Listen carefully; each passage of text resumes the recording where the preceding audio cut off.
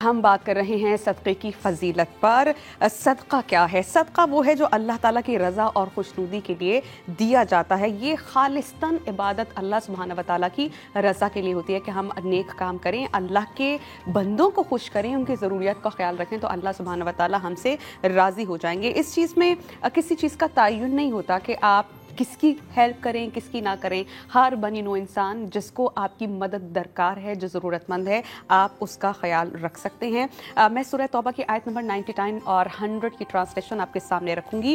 Translation کچھ یوں ہے: اور بادہ نشینیوں میں وہ شخص بھی جو اللہ پر اور یوم آخرت پر ایمان رکھتا ہے اور جو کچھ راہ خدا میں خرچ کرتا ہے، اسے اللہ کے حضور تقرب اور رسول کی رحمت بھری دعائیں لینے کا ذریعہ سمجھتا ہے۔ سن لو، بے شک وہ ان کے لیے باعث قرب الہی ہیں، یعنی جو وہ کام کر رہا ہے اس سے اللہ سبحانہ و تعالیٰ کا قرب حاصل ہوگا۔ جلد ہی اللہ سبحانہ و تعالیٰ انہیں اپنی رحمت میں داخل فرما دے گا، اور بے شک اللہ بڑا بخشنے والا نہایت مہربان ہے۔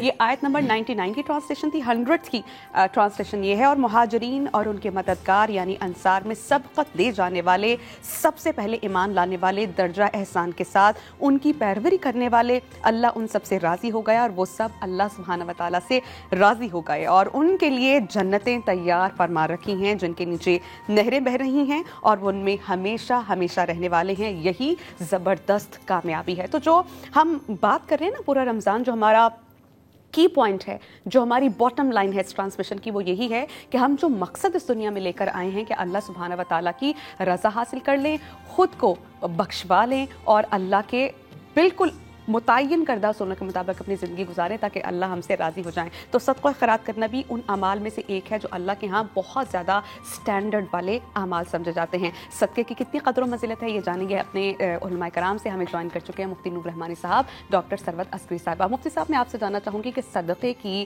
کتنی اہمیت ہے قرآن اور حدیث کی روشنی میں، اور اس کی کتنی اقسام ہیں؟ نحمد ونصلی علی رسول الکریم، اما بعد فاعوذ باللہ من الشیطان الرجیم، بسم اللہ الرحمن الرحیم۔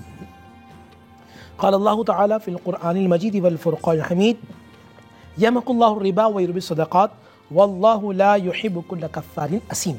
صدق اللہ العظیم وصدق رسولہ النبی الکریم۔ تمام تعریفیں اللہ سبحانہ و تعالیٰ کے لیے، اور درود و سلام اللہ کے رسول، ہم سب کے آقا، ہم سب کے مولا تاجدار مدینہ حضور محمد مصطفیٰ صلی اللہ علیہ وآلہ وسلم۔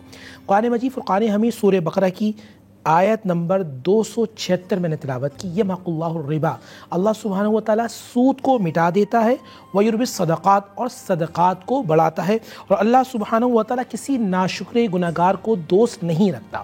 یعنی کہ جو سود ہوتا ہے وہ جو سودی کاروبار کر رہا ہوتا ہے وہ انسان ختم ہو جاتا ہے، اور جو جتنا صدقہ و خیرات کر رہا ہوتا ہے اللہ سبحانہ و تعالیٰ اس کے رزق میں، اس کے مال میں اتنا ہی اضافہ فرماتے ہیں۔ پہلے تو ناظرین یہ سمجھے کہ صدقہ کسے کہتے ہیں، وہ بھی صدقے کی اقسام کے حوالے سے: صاد دال قاف، صدقہ، سچا، سچائی، یہ سچے دل کے ساتھ، سچائی کے ساتھ اللہ سبحانہ و تعالیٰ کی محبت میں مخلوق کو دینا۔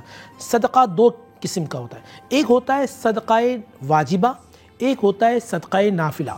صدقہ واجبہ اسے کہتے ہیں جسے زکوٰۃ اور فطرہ، یا جسے فطرانہ کہتے ہیں۔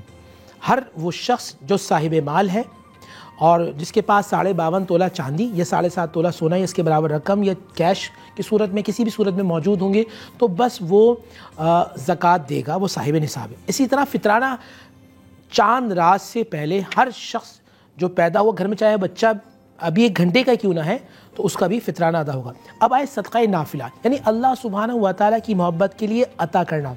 وہ مال ہو، وہ مشورہ ہو، وہ اچھا کوئی طرز عمل ہو، وہ اخلاق ہو، راستے سے پتھر ہٹا دینا ہو، حضور نے فرمایا راستے سے ٹہنی کو ہٹا دینا، کہیں کنواں کھدوا دینا، کسی یتیم کی کفالت کر دینا، کسی بیوہ کو سہارا دے دینا، یہ تمام وہ چیزیں ہیں کہ جو صدقہ نافلہ میں ہیں، اور اللہ سبحانہ و تعالیٰ صدقہ دینے والے سے محبت کرتا ہے، اور جو صدقہ دیتا ہے وہ اللہ کے بھی قریب ہے، وہ لوگوں کو بھی قریب ہے، اور جہنم سے دور ہے۔ آپا، میں آپ سے جاننا چاہوں گی کیا صدقہ اور خیرات ہر مسلمان پر واجب ہے؟ کیا ایک یہ، اور اگر کوئی انسان صدقہ کرتا ہے تو یہ کس قدر باعث خیر ہے؟ بسم اللہ الرحمن الرحیم، السلام علیکم۔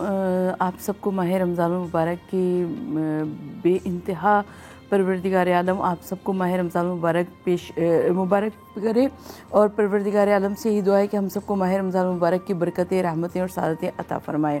اور صدقہ جہاں تک بات ہے، میں ایک حدیث مبارک کا بلکہ ایک آیت کا ترجمہ آپ کی سماعتوں کی نظر کرنا چاہوں گی کہ سورہ بقرہ کی آیت نمبر 271 ہے کہ اگر تم صدقہ علی الاعلان دو گے تو یہ بھی ٹھیک ہے، اور اگر چھپا کر فقراء کے حوالے کر دو گے تو یہ بھی بہت بہتر ہے، اور اس کے ذریعے تمہارے بہت سے گناہ معاف ہو جائیں گے، اور خدا تمہارے اعمال سے خوب باخبر ہے۔ یعنی صدقے کو ہمیں چھپا کر دینا چاہیے۔ بالکل۔ اور آج کل تو ویڈیو بنوا کر اور تصویریں کھچوا کر صدقہ دیا جاتا ہے، تو صدقہ اور خیرات ہم پر واجب نہیں ہے۔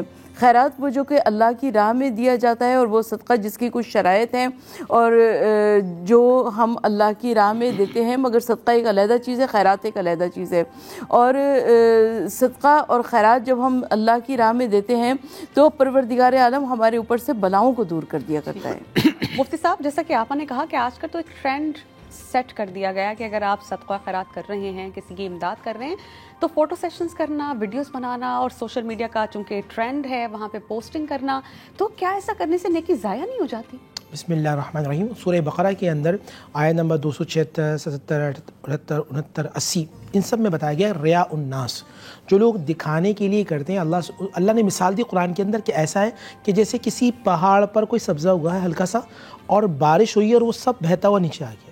یعنی کہ جو شخص مال اگر دیتا ہے دکھانے کے لیے تو اللہ تعالیٰ اس کے سارے مال کو برباد کر دیتے ہیں۔ یاد رکھیے گا، میں آپ کو حدیث سناتا ہوں، کل قیامت کے دن جو سب سے پہلے جہنم میں انٹر ہوگا ایک سخی ہوگا، جو بہت زیادہ سخاوت میں مشہور ہوگا۔ حدیث رسول اللہ کے نبی فرماتے ہیں اللہ اسے بلائے گا، ہاں تم مال خرچ کرتے تھے؟ ہے اللہ کرتا تھا۔ کس لیے کرتے تھے؟ خاموش ہو کر جانتا تھا۔ تو اللہ کہے گا تم لوگوں کو دکھانے کے لیے اور نام کمانے کے لیے کرتے تھے، کیا ہم نے تمہیں مشہور نہیں کر دیا تھا؟ تمہیں دنیا میں دے دیا تھا، اب تمہارے لیے آخرت میں کچھ نہیں، جہاں فرشتوں سے حکم ہوگا جاؤ اسے جہنم میں ڈال دو۔ تو کچھ لوگ اس طرح ہوں گے کہ جہنم بھی ان سے پناہ مانگے گی، اسفل سافلین۔ اور میں نے آپ کو پہلے بتایا کہ جہنم اس طرح کی خطرناک ہے، اللہ تعالیٰ ہم سب کو محفوظ رکھے، کہ اگر یہ بال ہے نا، اس کے نوک سے بھی باریک اللہ تعالیٰ جہنم کو کھول دے، چند سیکنڈ سے بھی سیکنڈ حصے میں پوری کائنات پگھل کے ختم ہو جائے، اور جو پلائی جائے گی اگر وہ ایک بوند اس دنیا میں ڈال دے، اس کی سڑان سے پوری کائنات بدبو سے مر جائے۔ تو اللہ تعالیٰ مجھے اور آپ کو سے محفوظ فرمائے۔